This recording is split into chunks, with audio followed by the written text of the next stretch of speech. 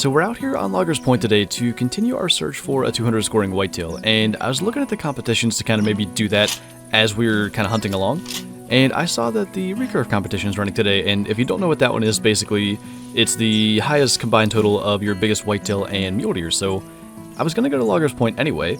Both of those deer species are on this map, and I think it'd be fun to kind of change things up and kind of look for both species, so I think it'll be good, and if we can get anything like really solid for the comp, we might look at doing this a bit more, but we're going to just fast travel straight to here, because it's a good spot for mule deer, and then we can kind of just walk down through this area and kind of get into territory that's good for both. So we'll hop up here, and hopefully there's going to be some mule deer bucks here. It really depends on the spawn, but that is a grunt, and just kind of the edge of render down there.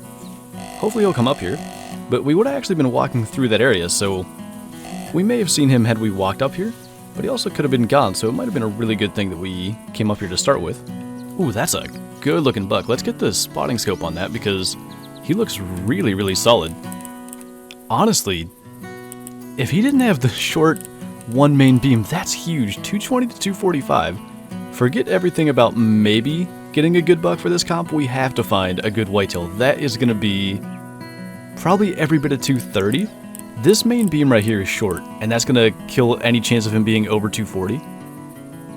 I can't believe that. We're so lucky we fast traveled here, and I was going to talk about how there's a good argument to be made that the Recurves may be the best bow to kind of hunt, especially mule deer with, because they travel in groups, because they made it so the traditional bows are really, really quiet, but he's actually by himself, so it's not going to be a big deal here.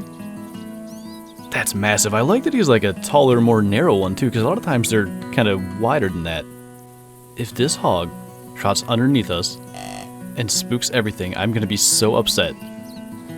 This is too perfect to set up. Please don't do that. Oh my goodness. Right towards our buck. I knew that was going to happen. Alright, well, we know his tracks are 95 to 110.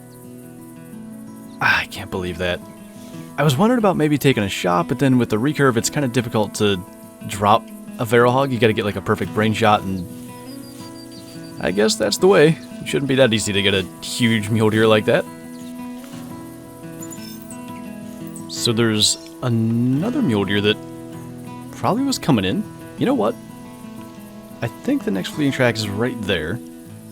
Pretty sure that's what it was. Let's call this guy in. At the very least, it's going to give the one that we actually want to get time to calm down and maybe come into a call. And also, this could be, you know, something better. You never know what it is. So he's not quite up to the same caliber, but maybe an opportunity to kind of get used to the recurve a little bit, because I haven't shot it in a while. But as I said, they made it to where the traditional bows are very, very quiet, so I have no issue taking that shot. I'm pretty confident the big guy's not going to hear that, but like I said, a little time for him to calm down, and we'll get back on the tracks and go see. But yeah, 88 score. I'm hoping that the one we're tracking's close to 3 times that. This was not one of the things that I considered happening. I don't know how we're getting away without taking a shot. I mean, like I said, these are very quiet now, so maybe somehow that doe stays if we can make this drop shot. She didn't, but at least we got another buck out of the way, which, I mean, I have zero intention of traveling in this direction at all this hunt, so that's probably not helping us much, but I guess at least we got him, and maybe that doe's gonna somehow not spook our bigger buck, but I mean, he's trotting here, so he'd already slowed down from a fleeing state.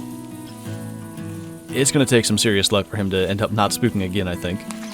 This is already turning into something I did not expect, but our buck's tracks turned right towards this guy. I happened to see him like out in the field feeding, and I just figured we're best off trying to get him out of the way rather than dealing with him potentially spooking. And I don't know what we just hit. He took a step when we shot, and I think we got some kind of like spine or something like that that maybe saved us, but we're only about 20 minutes behind the big buck, and there's certainly a chance like he could be hanging out in hearing range of that call, so I don't want to be moving around too fast.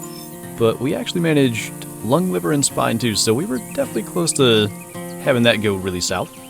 But yeah, our buck's here 23 to 30 minutes ago, and that's him back behind us, so as long as there's no more weird feral hogs kind of chasing him away.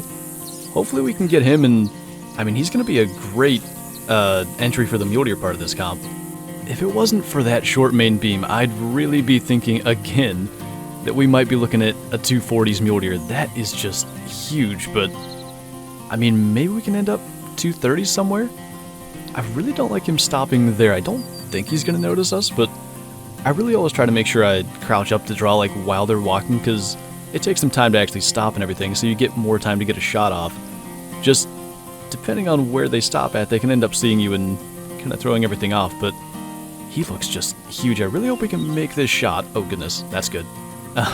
This is a multiplayer game, so that going to the inventory doesn't pause the game. I think we're probably through a lung there. I mean, either way, it's going to bring him down. Any animal hit with a bow in this game will die. What did we end up getting? Intestines, actually, so we probably shot like over his lungs or something. Naturally, there had to be that kind of weird circumstance for everything that's gone on with this buck, but what we'll do is just kind of sit here for a couple of minutes, and then we'll go track him, because they'll run really far on an intestine hit if you keep pushing them, but if you just wait for a minute, they'll run bed down and expire in, like I said, a few minutes, so we'll just kind of sit here. Kind of an unfortunate way to land, but get a good look at how big those antlers are. Let's see actually what we're looking at. 229 again. Man, the same as the last one that definitely had a shot of being a 240, but he had stickers. Liver intestine, so he did actually go down kind of quickly. And we got the shoulder blade there too, so we must have been, like I said, a little bit high. I want to see if there's any other issues.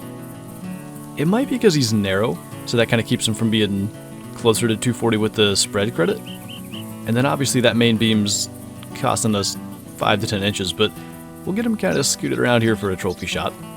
I actually hadn't really planned on using this pose, but it was kind of just the right height to grab the antler there. But that actually looks pretty good. I don't think we're going to actually taxidermize him, because we have another one pretty much the exact same size. So we'll kind of save the GM or EM on that. But, I mean, yeah, 229 still, like I said, for the comp is going to be huge, so we're going to pretty much focus on whitetail from here on out. Not quite as much luck with our first whitetail as our first mule deer, but I mean, he's decent, and he might actually be one of those weird, like, 130s, which you don't actually get a lot, but he's super wide. Let's see if we can actually get him down. He saw us right at the last second there, but I'm hoping at least that's going to be, like, kind of cool to get that 130, but I'm not sure he actually has enough tines, because they have to have, well, maybe he does have it. That extra one out there at the end to actually have a chance, but we'll see if he's any kind of decent. 123, so not quite what I thought he was. But for the moment, that's actually got us in first place for the competition. Now, it did actually just start probably 12 hours ago, so there's certainly going to be better entries than that, but that's definitely a good start, and if we can get like a 160 or 170 whitetail, we'll have a really good shot at actually being at least top 3, if not actually first place. So somehow there are 3 different whitetail bucks in view of this tower, and the one out there is kind of decent. He's really lacking on tines. I think he could definitely have at least one more out there towards the end of the main beam, but 130 to 155 is decent. And then there are 2 other ones coming in. This just really tiny, probably 50 scoring buck. And then this one, which we're going to have to take a shot at pretty soon. But the one thing that I've noticed is this one's kind of like right at the edge of calling range. And he hasn't really started turning this way yet, so I'm wondering if he's not actually coming in. So I'll probably leave a marker just since we're going to be taking shots at other deer and kind of losing focus on him for a minute. Because I'd like to get him. It's going to definitely improve our score regardless. He's probably close to that 150 mark, so I definitely want to get him, like I said. And honestly, once we get at least this one, maybe the other one too, we can hop down out of here and call him and get him a little bit closer, but we're going to have to get this shot off kind of soon. Because he was getting weird with that window. And I mean, yeah, maybe we can just crawl down out here super quick and get a little closer to that buck and bring him this way. We'll even claim this guy on our way, which we shot him through the neck, luckily, and then into the intestine. I was kind of hoping we could get down through the neck and then into some sort of vital if we missed the actual neck bone, but that little guy, I think we're going to be kind of lucky that we can probably get a little bit closer without him seeing us. And then we'll just get somewhere in this area, call a little bit, and get back to the tower. So that did work, but this little guy here, I can't even range him properly, and we're going to have to take him out. I'm just a little bit worried. That angle and, like, not being able to see real well is a bit of an issue. Yeah, that didn't drop him. And in all likelihood, that's going to send that guy running. There's a chance he doesn't run, but yeah. A little bit tough. This tower is really not set up great for those kind of shots because you're forced to take them a little further away. We do know we're looking for an 85 to 100 track, and he's the one up on that side, so he's already slowing down. We'll kind of just keep an eye on where he gets to. This has worked out insanely well. He never even got out of sight. We just kind of sat in the tower, and once he started getting further away, we got out and just kind of hung with him. But our other buck is down here. I think that's a little buck as well. Can't quite get eyes on him to see how big he is. I don't think he's huge. Yeah, he's like a 120. But yeah, the other guy's coming in, and really, for what that was, it couldn't have gone much better. The only thing we could have done better was drop this guy and get him from the tower instead. I don't think he's like the biggest 5x5 I've ever seen, but he's very close. You don't see a lot that only have 10 total points like that size. But like I said, all things considered, that actually went really well. We could have spent a lot of time tracking him, and I mean, I wanted to get him because he's definitely going to improve our score, and if he's somewhere around 150, if we don't get anything better, we could even still end up placing with that, because around 380 sometimes even wins this comp. It just depends, and he is 150.9, so yeah, that's got us to 380. I really always try to get to like 390 or 400 if I like really try for this comp, so I definitely want to do better, but that's certainly a good solid score, especially for we're an hour and a half into this. This guy has taken forever to come in, and he actually is kind of heavy, so I'm glad he just grunted, and we're going to hopefully at least be able to drop him here and not have to like pick up his track and spend a bunch of time following him later. But he really did just take his time to get in here. But that'll bring him down, and I think I want to go at least up to the crater, because it's been pretty good for me lately. I just want to kind of loop up through here and see if there's any whitetail hanging out in that area. I don't know if it's because like there are such kind of steep areas over there that deer just kind of get hung up there, but a lot of times I go over there and see some, so I want to check that out before we're done. We're actually somehow finding more bucks like 2 hours in than we were at the beginning of this. Let's see if we can get that guy down super quick. There was another mule deer, which probably didn't hear that. Yeah, he's on his way in with actually more than I realized were there, but they all look pretty average, so honestly, I think what we'll do is try to get kind of down and around them. I probably have mule deer spray on me, so we'll get some scent out here, and we'll try to get around them, because I don't want them to spook in the direction that we're trying to go, because the crater that I mentioned is up that way, but our whitetail is 103, and I'm hoping that mule deer scent spray is just going to kind of bring them in, and we can get pretty much down around them and maybe shoot like the last one kind of as it's walking by, because I just want them to spook kind of that way. I think we should be pretty much good. I mean, we're down around them, and actually this guy in the back here is one of the better bucks in the herd, so we'll just drop him. This is what I was talking about, where the recurve's like a lot quieter than it used to be, because there's no way you ever could have done that before. We'll try to get this other guy in the back just because he's most likely to run the direction we're going. Even still, they didn't spook. I can't believe they're still here. I mean, I guess we'll try to get another one. This guy's kind of walking right at us. Probably stand up. And they're finally all gone, but 3 bucks out of that herd. That is not what I expected to happen when we went into this, so that was actually kind of cool. We'll just kind of grab them, and it'll be some bonus GM for the cost of the tracers, which, I mean, I think it's roughly 100 GM for 10, and we just paid for probably 20 or 30. I mean, right about 20 of them between the 3 of those. But yeah, still a lot of distance to cover to get up to the crater, so there could still be more bucks up that way. So I was hoping this guy might be just a little more interesting. He was a max weight track, but just 85 to 95. And we'll try to just drop him here, and we're just south of the crater that I wanted to get to right now. There is a doe kind of behind us somewhere, and she's actually just standing right up there on the hill.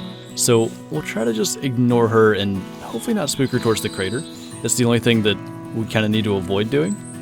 because that's the last place, like I said, I want to get to.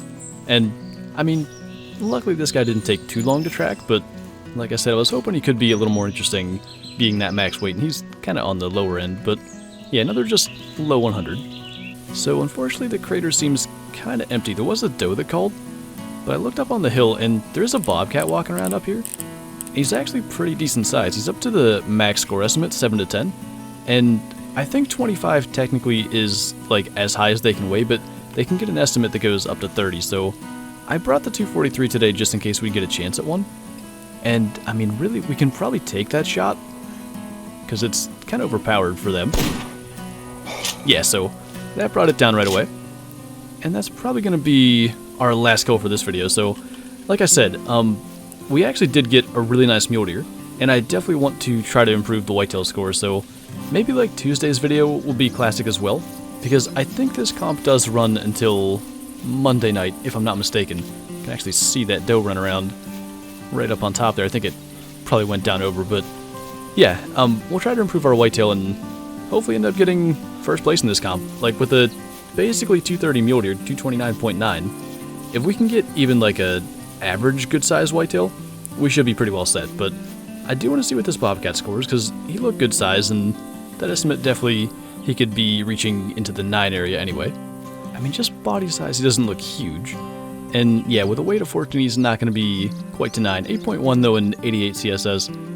Definitely adding to the fun to recover what we spent on the tracer arrows. And actually, we definitely made that back today as far as everything we shot. But yeah, like I said, I think we'll try to improve our whitetail and do another whitetail hunt. We're trying to get a 200 whitetail anyway, so kind of just goes along with the entire point of everything we're working on. And it was definitely nice to get another good-sized mule deer.